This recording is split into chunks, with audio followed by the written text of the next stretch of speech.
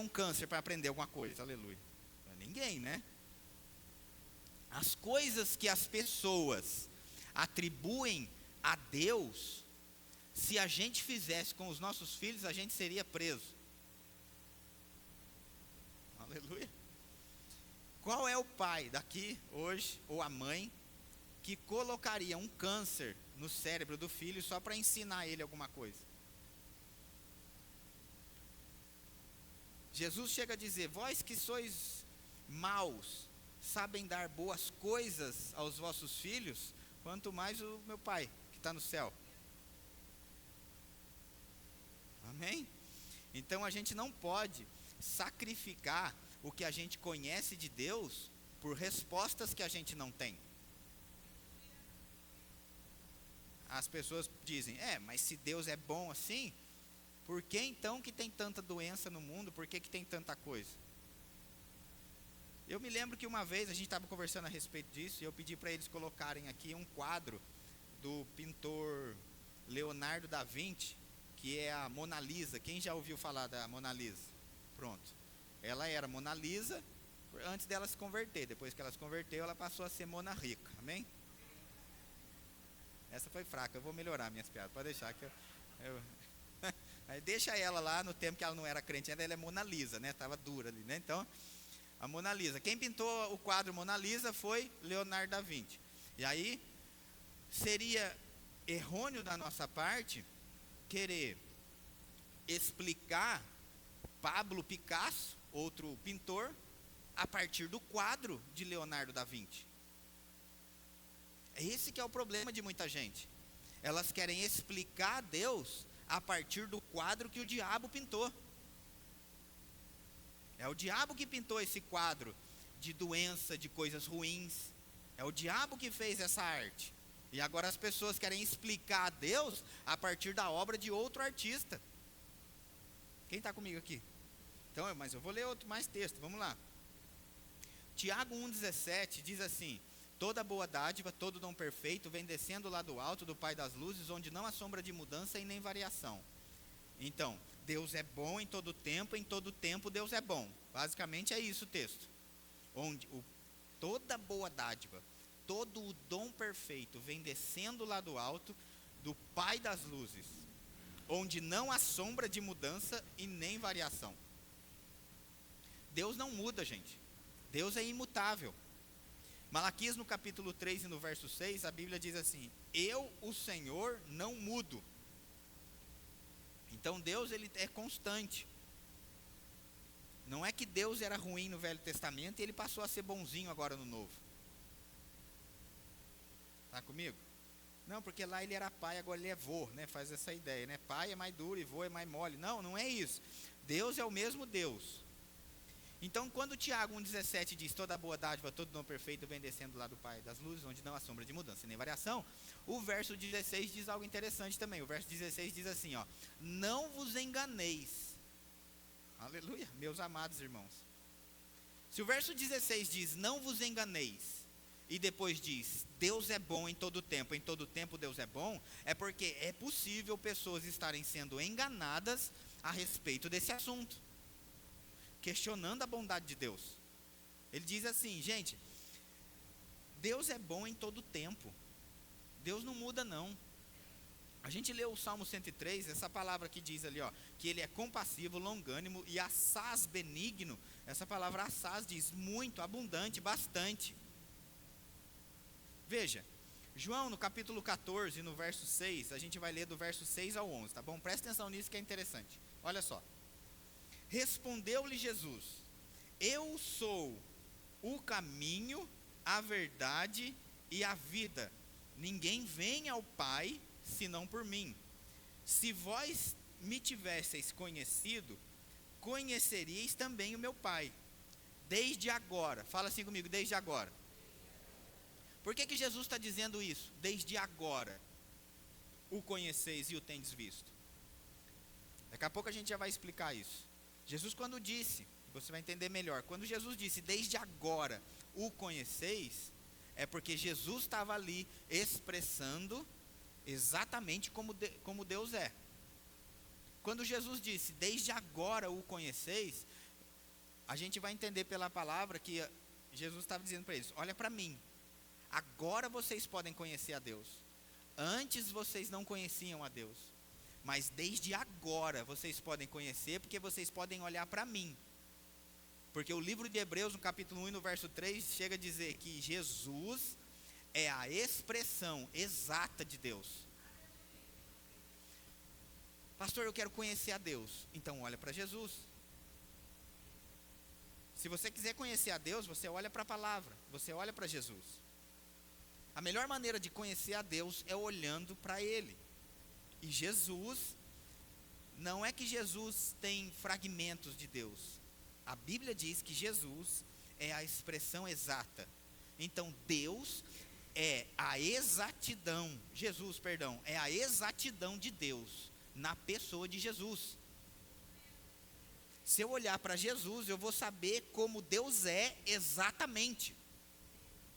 Se Jesus, calcula comigo, se Jesus é a expressão exata de Deus, tudo que veio antes de Jesus, mesmo que estivesse fragmentos de Deus, não é a expressão exata.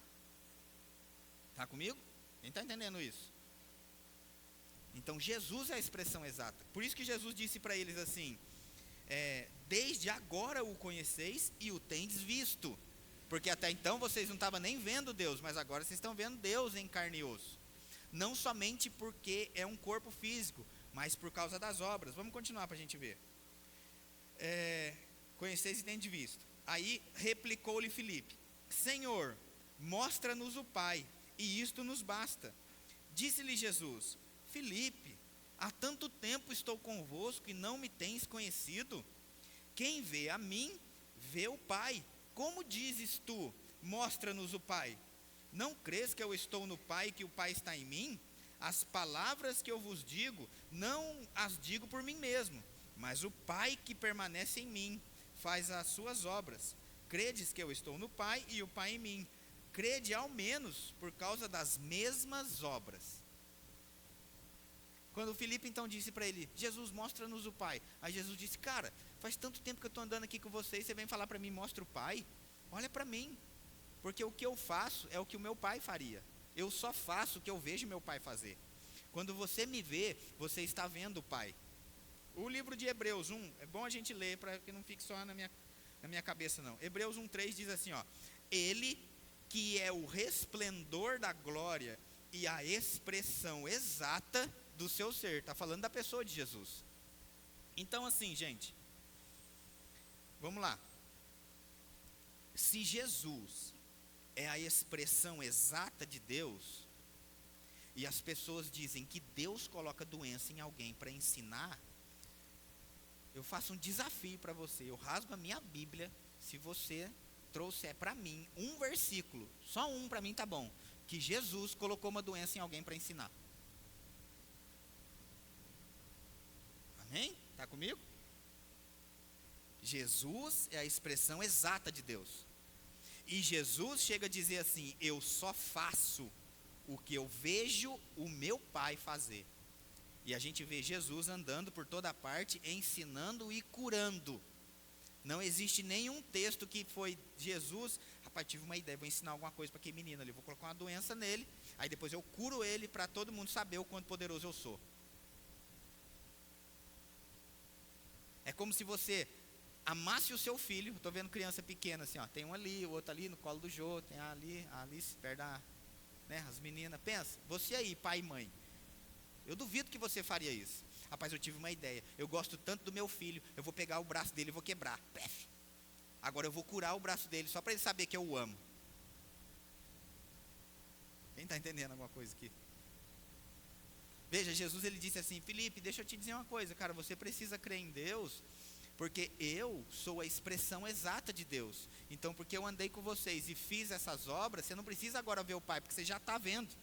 Por isso, se Jesus é a expressão exata de Deus, por isso Jesus disse para os meninos lá, ele disse assim: desde agora o tendes visto. Porque até então você não tinha essa expressão exata. Até então você tinha fragmentos de Deus. A Bíblia chega a dizer no livro de Hebreus, por exemplo, que O Velho Testamento é a sombra do Novo. Então assim, gente, a sombra, ela não mostra a totalidade das coisas. A gente tem uma ideia do que é, vendo uma sombra. Mas de fato a gente só vai ter a revelação do que é quando a gente olhar de fato. Veja, João, quem está entendendo alguma coisa aqui? Fala assim para mim, eu estou entendendo. Amém. Então, João, mas se você não falou também e não está entendendo, até o final você vai, em nome de Jesus, tá bom? Pode ficar tranquilo. No livro de João, no capítulo 5, no verso 19, olha que interessante, diz assim, ó: então lhes falou Jesus: em verdade vos digo, que o Filho nada pode fazer de si mesmo, senão somente aquilo que vir fazer o Pai. Porque tudo que este fizer, o Filho também semelhantemente o faz. Então Jesus, ele estava dizendo assim: eu só faço o que eu vejo meu Pai fazer. E se Jesus é a expressão exata de Deus, e só fez o que viu Deus fazer, e a gente não vê nenhum texto Jesus colocando doença, por que algumas pessoas ainda têm essa ideia de que Deus coloca doença para ensinar, que Deus mata? Você já ouviu essa expressão? Não, Deus matou fulano. Vamos lá. Se Deus mata, Deus é assassino, certo? Assassino não entra no céu. Se assassino não entra no céu, o que Deus está fazendo lá?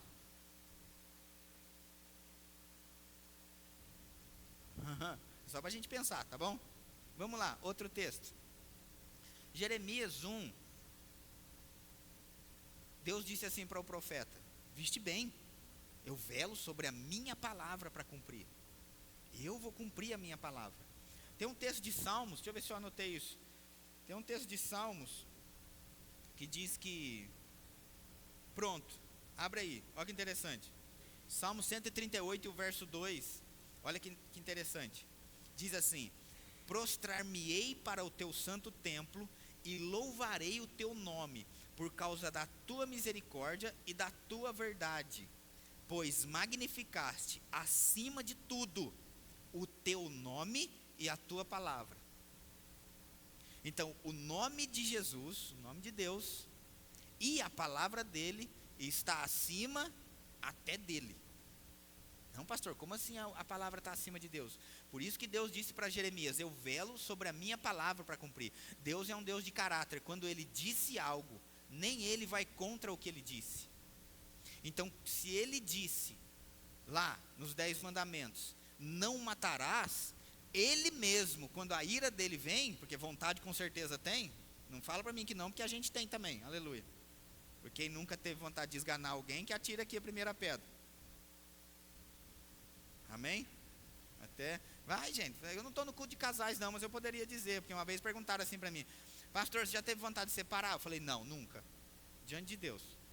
Já tive vontade de ficar viúvo, mas separar não, aleluia. Aí eu falei assim, tá certo? Então assim, aí você pensa aí, mas não pode, por quê? Você tem que ver lá, você não pode, matar não pode, é pecado, tá bom? Tá comigo? Então assim, quando Deus, a ira vem, ele vai pela palavra dele, ele fala: opa, não matarás. E eu não posso matar, porque eu velo sobre a minha palavra para cumprir. A palavra dele está acima dele, então se ele prometeu, ele não vai cumprir. Então, as pessoas dizem que Deus mata, então ele está indo contra a palavra dele.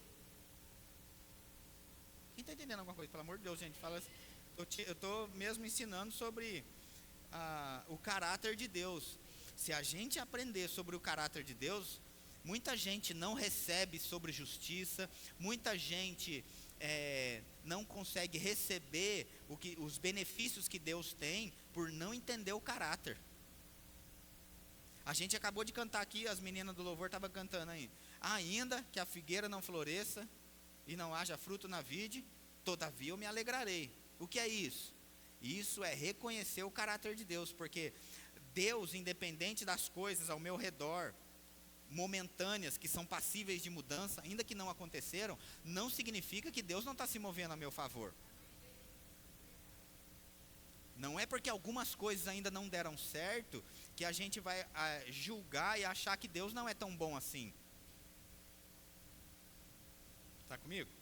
Então o que acontece? O diabo é mestre em mostrar para a gente somente o que ainda não aconteceu. Mas e todas as outras que já? E tudo que Deus está se movendo para nos alcançar e a gente não viu ainda? Aleluia. Eu gosto quando a gente fica assim, nesse silêncio. Aleluia. Eu sei que, uma das coisas que o Verbo da Vida tem de muito bom, eu gosto mesmo, é esse ensino da palavra. Eu sei que pode ser que, não, pastor, mas vai falar para mim, eu gosto do fogo. Aleluia. Eu também gosto do fogo. Lógico que eu gosto. Do mover, do reteté, chama como você quiser aí, né? Aleluia, do manto, né? Aleluia, tá tudo bem, a gente também gosta. Só que, às vezes, se a gente ficar só com essas coisas e não tiver o conhecimento do caráter de Deus, eu estou domingo à noite rodando no manto e segunda-feira de manhã eu estou chorando que as coisas não aconteceram. Agora, se eu tenho uma estrutura bem feita, se eu estou sendo alimentado com um genuíno leite espiritual, e qual é o genuíno leite espiritual? A experiência de que Deus é bom. Pastor, eu ainda não tive a experiência. Tudo bem, não tenho a experiência ainda, mas fica pelo menos sabendo que Deus é bom. Porque que não teve ainda, mas vai ter.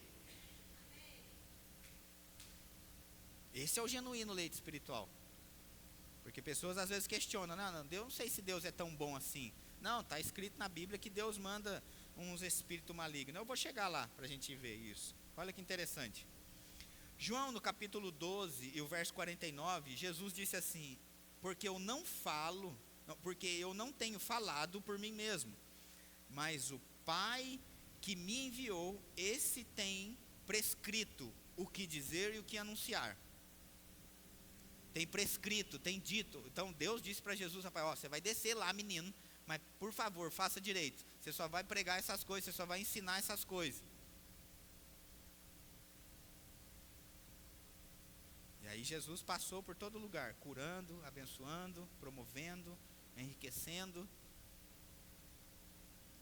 Aleluia. Vamos lá. João, no capítulo 6, no verso 38, Jesus também disse isso. São palavras de Jesus aqui, tá, gente? Ele disse: porque eu desci do céu, não para fazer a minha própria vontade, e sim a vontade daquele que me enviou. De novo eu falo, não existe nenhum versículo que Jesus, o representante de Deus na terra, colocou doença em alguém para ensinar alguém. Essa ideia, gente, é uma ideia de homens. Isso é religiosidade. Então a gente coloca na conta de Deus aquilo que eu não tenho respostas. Aleluia. Não, Deus colocou para ensinar. Não, Deus não é o nosso problema. Deus é a nossa solução. Se Deus não quisesse o nosso bem, era só Ele não enviar Jesus. Era só Jesus não vir e o negócio já estava perdido por si só. Só de Jesus ter chego nesse lugar, ter feito o rebuliço que fez, já é a salvação para nós. O Deus tem mais poder para curar e para abençoar do que o diabo para destruir. Jesus pôs para quebrar. Ele expôs o diabo na cruz com gosto mesmo. Todos os demônios perderam. Todos, entenda isso. Tá bom? Chega agora de se mover até por medo. Até daqui a pouco a gente vai dizimar e ofertar. E eu sei que às vezes na igreja eu escutava essas coisas. Você tem que dizimar, porque senão o devorador, o cortador, o migrador e todos os Zor vai pegar o seu dinheiro. Não vai, não. Todos eles, o migrador, o cortador, que eram repreendidos antes no dízimo, foram mesmo derrotados na cruz. Então por que eu faço hoje? Por gratidão, reverência. Eu faço hoje porque eu sou filho. Então se eu não fizer agora na terra prometida, eu não planto, então eu não vou ter colheita. Então eu estou abrindo uma brecha para que coisas aconteçam nas minhas finanças. Mas não é porque eu vou ter que fazer, porque senão meu gás acaba. Eu não preciso fazer agora para me ter um emprego. Não, você vai ter porque você é abençoado em nome de Jesus. É porque a consciência da bênção. Aleluia. Então não precisa fazer por medo, porque agora na nova aliança, gente, entenda, na nova aliança, Deus ama, 2 Coríntios diz isso, não quem faz por necessidade ou por barganha, mas Ele ama quem dá com alegria. Então, na nova aliança, às vezes as pessoas acham que a nova aliança é mais light do que a velha. Não, na verdade, como eu disse, Malaquias 3,6, Deus não muda. Mas a nova aliança, a qual nós estamos agora, é uma aliança superior com superiores promessas. Então, tem mais benefícios, sim, mas também tem mais responsabilidades. Quer ver? Velha aliança. Se você adulterar, rapaz, pecado. Nova aliança. Se você olhar para alguém com intenção impura, já pecou. É mais sério ou não? Antiga aliança. Se eu matar, é assassino. Nova aliança. 1 João diz isso. Se eu odiar o meu irmão, eu já sou assassino. Só de ter ódio no coração. Você pode até nunca ter dado um tiro na pessoa, mas no coração já matou.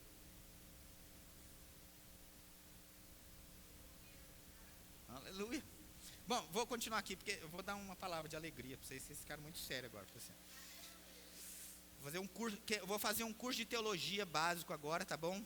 Vou abrir o curso aí, você faça a sua inscrição. Teologia básica em 5 segundos. Deus bom, diabo mal. Pronto, aleluia. Você está formado, parabéns. Vem pegar aqui o seu, aleluia, o seu diploma. Inclusive esse ano tem formatura do Rema, né? Aleluia. Tem lá o pessoal que vai se formar no 2º ano, concluir essa etapa. Mas veja, João 10,10 diz assim, teologia básica. Deus bom e diabo mal. Entenda, quando Jesus, a Bíblia diz em Hebreus 1,3 que a gente falou, né? Jesus é a expressão exata de Deus. Antes então de Jesus, não havia essa expressão exata. Veja, em João 10,10, gente, é a primeira vez que nós vemos aqui então o diabo sendo exposto. João 10,10 diz assim, Jesus dizendo, o ladrão, falando do diabo, o ladrão vem somente para matar, roubar e destruir. Eu vim para que tenham vida e vida em abundância. Lembrando que eu só faço o que eu vejo meu pai fazer, eu não vim fazer a minha vontade, mas daquele que me enviou. Deus prescreveu o que ele deveria pregar, o que ele deveria fazer. Então aqui é a primeira menção do diabo na Bíblia. Jesus, por isso que Jesus é a expressão exata de Deus, porque ele também classificou o que é Deus, o que é diabo. Até então, gente, antes de Jesus, tudo que acontecia, sendo bom era Deus, sendo mal também era Deus. Mas nunca foi Deus, mas foi o desconhecimento da existência do diabo que se atribuía às obras a Deus. Quem entendeu isso? Pelo amor de Deus, porque eu não sei nem se eu consigo voltar, mas basicamente é isso, tá bom? É assim, antes de Jesus, as pessoas não tinham conhecimento do diabo. Então foi Jesus que veio e deu esse curso de teologia básica aqui em João 10,10. Deus bom e diabo mal. Porque até então tudo que acontecia, eles colocavam na conta de Deus. Mas nunca foi Deus, sempre foi o diabo. Mas é porque eles colocavam na conta de Deus, porque eles sabiam da existência de Deus, mas não sabiam da existência do diabo. Se você fizer um seguro de carro, por exemplo, ó, e eu aconselho você a fazer mesmo, viu? Porque semana passada um caminhão jogou uma pedra no vidro do meu carro, quebrou tudinho o vidro da frente, aleluia, na Dutra aqui, pensa, que benção, aleluia, uma alegria. Aí, um gozo assim, né, subiu no meu coração, né, aí eu levei para trocar o vidro do carro, graças a Deus pelo seguro, né, que daí ficou muito mais barato. Se não tivesse o seguro, você tinha que pagar tudo. Se você fizer um seguro do carro, por exemplo, você vai saber lá, tem lá algumas cláusulas no contrato que diz assim, se for uma catástrofe, sei lá, uma enchente que pegou seu carro, eles colocam lá na cláusula do seguro que é uma obra atribuída a Deus. Eu falei, oxi, a Porto Seguro precisa fazer o Rema.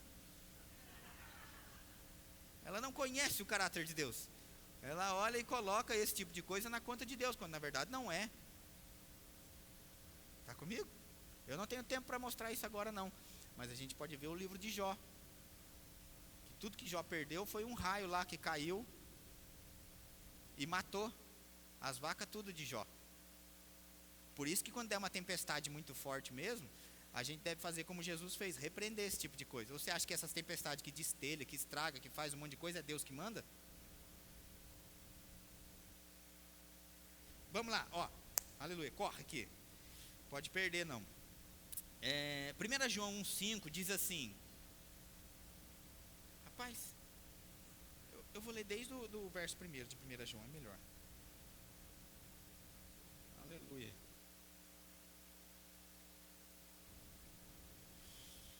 Vamos ler, 1 João, capítulo 1 e o verso 1, diz assim, ó, o que era desde o princípio, o que temos ouvido, o que temos visto, o que os nossos olhos, com os nossos próprios olhos, o que contemplamos, o que as nossas mãos apalparam com respeito ao verbo da vida. E aqui é o apóstolo João falando, tá bom? O apóstolo João, ele disse aqui nesse verso, ele diz assim, deixa eu te dizer algo, gente, eu andei com o cara, eu pus a mão nele, minha cabeça deitou, eu deitei a cabeça no peito dele, minhas mãos apalparam, eu vi, ele estava dizendo isso. Eu andei com ele, verso 2. E a vida se manifestou. Uau! O apóstolo João disse, eu andei com ele, e a vida se manifestou. Não é a morte se manifestou. Amém? Se Deus matasse, o apóstolo João falaria, a morte se manifestou. Aonde ele passava, se o negócio tivesse bom, não tivesse ruim, os outros morriam. Veja, a vida se manifestou, e nós a temos visto, e dela damos testemunho, e vô-la anunciamos, a vida eterna, a qual estava com o Pai, e nos foi manifestada. Verso 3, o que temos visto e ouvido, anunciamos também a vós outros, para que vós igualmente mantenhais comunhão conosco. Ora, a nossa comunhão é com o Pai e com o seu Filho Jesus Cristo. Estas coisas, pois, vos escrevemos para que a nossa alegria seja completa. Aí o verso 5, presta atenção no verso 5, pelo amor de Deus. Ele diz, ora, de tudo isso que ele disse, eu andei com o cara, eu vi, eu pus a mão, a vida se manifestou. No verso 5 ele diz assim, ora, a mensagem que da parte dele temos ouvido e vos anunciamos é esta, que Deus é luz e não há nele treva nenhuma. Aleluia. Olha só, João, que andou com Jesus, disse, Deus é luz e não há nele treva nenhuma. Você acha que doença é luz ou trevas? É treva. É treva, bem treva mesmo. Mas João disse, não existe treva nenhuma. Deus é somente luz. Agora, vamos lá. Eu já estou quase encerrando já, porque não pode demorar muito não, porque para a gente não perder o freguês, né, da quinta-feira, aleluia, pensa, né, não, o pastor fica demorando para acabar, não, já estou acabando, pelo menos mais 10 minutos você me dá, né, gente, por favor, tá bom, então já vai. Olha só, as pessoas pegam às vezes algum texto da Bíblia, mas é porque não tem conhecimento das coisas e acha que foi Deus quem enviou. A gente pode, você que vai fazer o rema, você vai entender lá que Deus, ele falou com as pessoas das alianças que foram feitas com o homem. A Bíblia a gente classifica ela por Velho Testamento e Novo Testamento. Tá tudo bem. Mas existem outras alianças que não é somente duas, a velha e a nova. E as alianças definiam o tempo e a estação que cada era passou, a ponto de Deus poder se manifestar. Quando tinha Adão era uma coisa, então pensa, de Adão até Jesus, tudo o que aconteceu não foi a expressão exata de Deus, somente em Jesus que veio a expressão exata de Deus. Então tudo o que aconteceu de Adão até Jesus eram fragmentos de Deus, não era a totalidade de Deus. Está comigo? Então, pelo amor de Deus, entenda isso, eu quero falar isso com muito respeito, muito cuidado. Eu não quero de forma alguma desconsiderar o ministério de ninguém. E é somente luz que está chegando para a gente hoje, tá bom? Bom, por favor, deixa eu explicar já antes de eu falar o que eu vou falar, para ninguém tacar tomate em mim. Deixa eu terminar de falar, depois você taca. Lá fora você pode tacar à vontade, mas escute essa. Eu já conversei às vezes com pessoas e as pessoas disseram assim para mim, pastor, eu sou levita.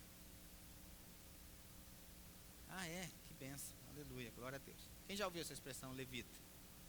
Né? Uma coisa que é interessante é que as pessoas às vezes geralmente se consideram levitas porque cantam. Tá certo? Eu mesmo vim de um lugar mesmo que a gente tinha essa ideia. Os que cantam são os levitas. Tem até no cartaz lá. Imagina, vai ter uma conferência de louvor. Levita, Flávia. Aleluia. Tinha a foto dela lá assim, né? O louvor está a cargo da levita Bel, né? Mas deixa eu te dizer algo sobre a tribo dos levitas, né? A tribo dos levitas é a tribo da descendência de Arão. Todas as tribos de Israel, elas receberam terras, né, por herança.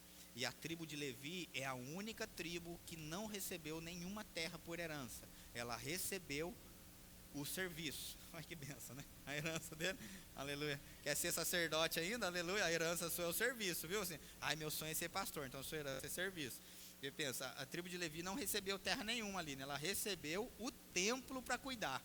E disse, você não vai ter terra, mas todas as outras tribos vão trabalhar, vão dizimar no templo, e vocês, levitas, vão viver do dízimo do templo. Está comigo? Então, quando houve o censo de Israel para contar as tribos, a tribo de Levi não entrou no censo, porque ela não tinha terra, então ela recebeu o templo. Mas em Números 3, número 26, também fala de um outro censo que teve e contaram lá. Só de homens, no primeiro censo que fizeram lá, só de homens da tribo de Levi, eram 22 mil homens. Só de levita tinha 22 mil homens, fora as mulheres e as crianças. Era gente, viu? Então, na tribo de Levi, essa tribo que foi direcionada para cuidar do templo, a gente pode ver, tinha os gersonitas, os meraitas, algumas classificações lá, que determinavam o que cada um iria fazer de serviço no templo. Então, da tribo dos levitas, não era só os cantores, mas tinha os levitas da limpeza, aleluia. Então, quando alguém me diz, eu sou levita, eu falei, então vai participar da limpeza, aleluia. Não é só eu sou levita, só quer cantar. Então, tinha os levitas do diaconato, tinha os levitas da mídia, né? Você é da mídia. Então, assim, essa tribo que cuidava do serviço do templo, essa tribo toda são os levitas. Levita não é só aquele que canta, mas toda a tribo que cuidava do templo, seja dos pães, da limpeza, seja da arca, do átrio, do santo dos santos e tudo. Agora, o que é interessante, eu estou dizendo isso, porque quando as pessoas dizem assim, eu sou levita, hoje na nova aliança não existe mais levita, porque na antiga aliança era assim. Imagina que aqui onde a gente está, era lá a tenda da congregação, tá bom? Então o que acontece? Aqui, por lado de fora, é onde ficava o povo. Aqui é onde ficavam os levitas, que cuidavam do templo. E aqui tinha o lugar santo, o lugar do sacrifício, tal. E aqui, um pouco mais a fundo, era o santo dos santos, que é só o sumo sacerdote que entrava uma vez por ano. Está comigo? Quem está entendendo? Quando a Bíblia diz que Jesus rasgou o véu e abriu esse acesso agora para todos, a Bíblia chega a dizer no livro de Apocalipse assim, que nós, na nova aliança, fomos feitos reis e sacerdotes. Reis para reinar em vida e sacerdotes para ministrar diante de Deus. Então todo mundo agora na nova aliança tem a condição de estar exatamente aqui, aonde somente o sumo sacerdote entrava. Então, se hoje na nova aliança, Cristo que fez esse sacrifício, para dar o acesso a todos estarem aqui, e eu ainda na nova aliança afirmo que eu sou levita, significa que como levita, eu ainda estou na periferia, tanto da adoração, quanto da comunhão. Por isso que não tem mais levita. Hoje, agora, o que tem é filho. Não tem mais essa. Não, eu não gosto de conversar com o pessoal do louvor, não, porque eu sou do diaconato. É tudo filho do mesmo pai. Aleluia. Está tudo dentro. Alguém que agora afirma que é levita sempre vai ficar, então, os levitas, gente, por mais que eles trabalhassem no templo, tivessem cargos dentro da igreja, ainda assim eram impedidos na totalidade de ter a comunhão com Deus, porque era só o sumo sacerdote que entrava. Por isso que eu estou falando que não existe mais na nova aliança levita, porque agora o véu foi rasgado, então todo mundo agora pode entrar diante de Deus no Santo dos Santos. Se eu afirmo ainda que eu sou levita, eu ainda fico lá de fora. Todo mundo está aqui desfrutando da festa, lá pode chegar diante de Deus, como se o pecado nunca tivesse existido, e o levita fica lá fora. Veja. Aleluia. João 1,12 diz assim: mas a todos quanto receberam, deu-lhes o poder de serem feitos filhos de Deus, a saber, os que creem no seu nome. Todo mundo que nasceu de novo recebeu um poder de ser feito filho de Deus. Então agora tem condição de chegar lá, no Santo dos Santos. Deixa eu acabar com isso aqui. 1 Samuel, no capítulo 16 e no verso 15, diz assim, ó, esse texto aqui, só para a gente contextualizar. O que acontece? É quando Saul fica endemoniado. Tá certo? Quem já viu um endemoniado aqui, levanta a mão para saber. É bonito ou é feio? É feio, não é? Aquela coisa, né? Vou chamar alguém aqui para me orar, aleluia. Se tiver demônio, vai manifestar. Pra você ver como é que é feio. Não, brincadeira, gente. Ai. Vamos lá. Verso 15 de 1 Samuel 16.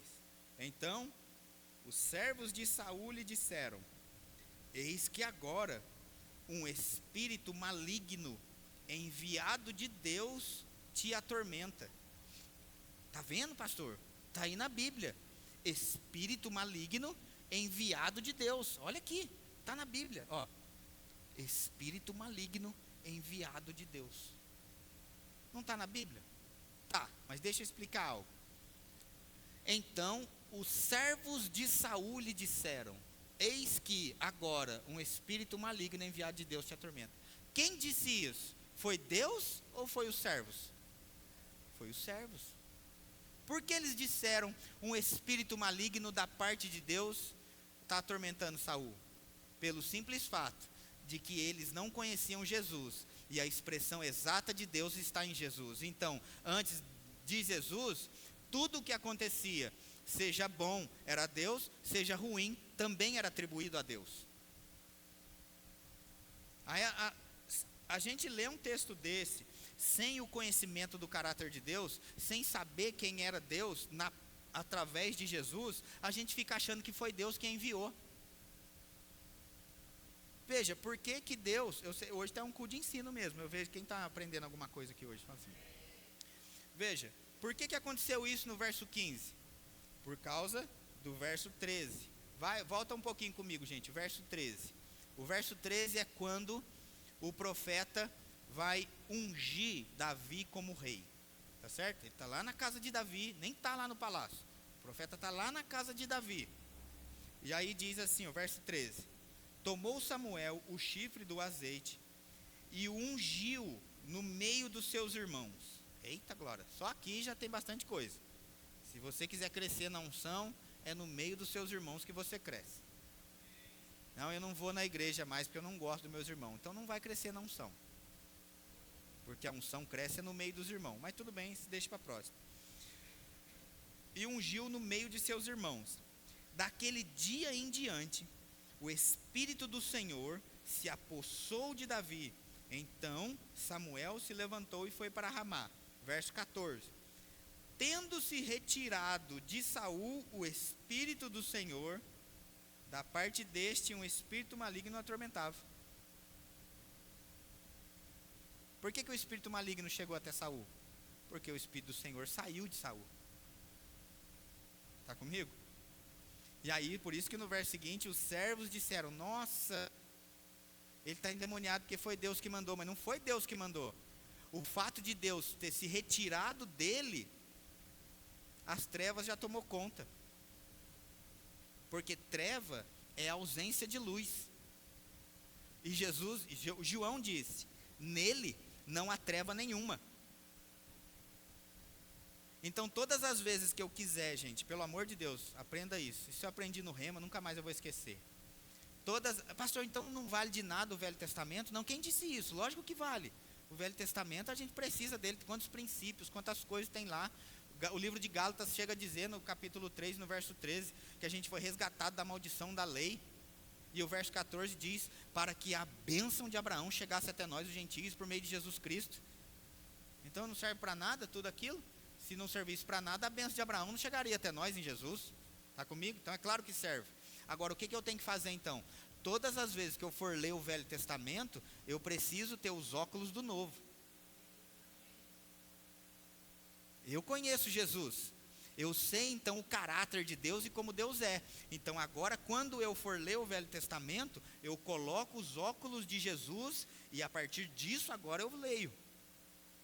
Então nós estamos com muita vantagem, porque agora a gente consegue ler e entender Deus, entender as alianças, porque agora Jesus explicou tudo.